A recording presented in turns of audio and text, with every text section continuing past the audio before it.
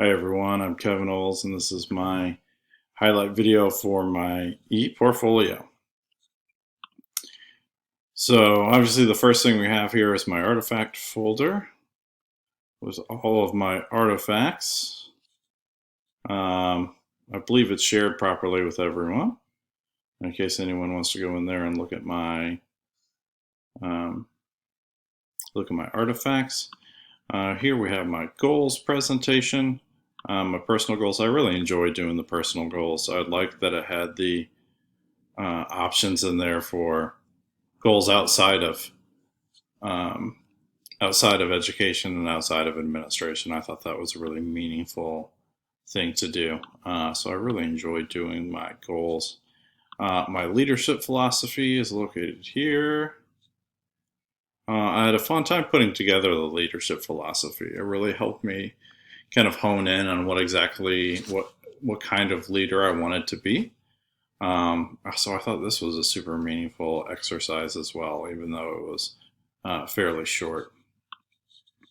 My plan of study is here. I've been keeping this throughout the course of my actual program for myself, so it's just a matter of uploading it onto here. So as you can see here, the practicum portfolio, and then I'm currently finishing up AEP 880 as well right now. My resume, I thought that was a really good addition to the portfolio.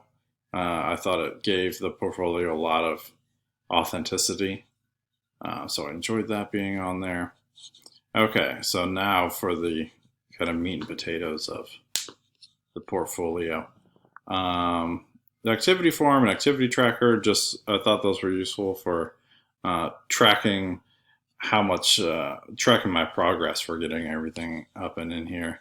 Let's see here. My annotated bibliography, that was a lot more difficult than I had anticipated it being.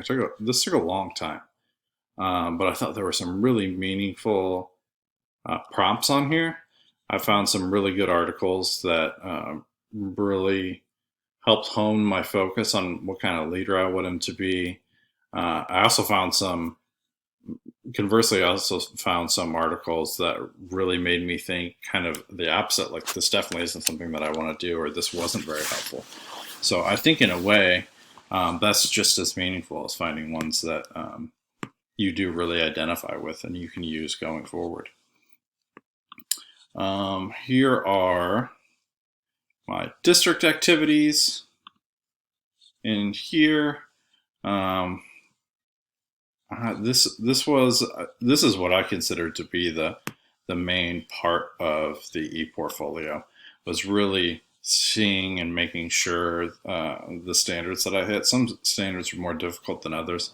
Some standards I thought I could use, virtually any activity that I've participated in, both professionally and in this program over the past couple of years. And other ones were a bit more challenging to make sure that I really hit that standard. So there are my district ones.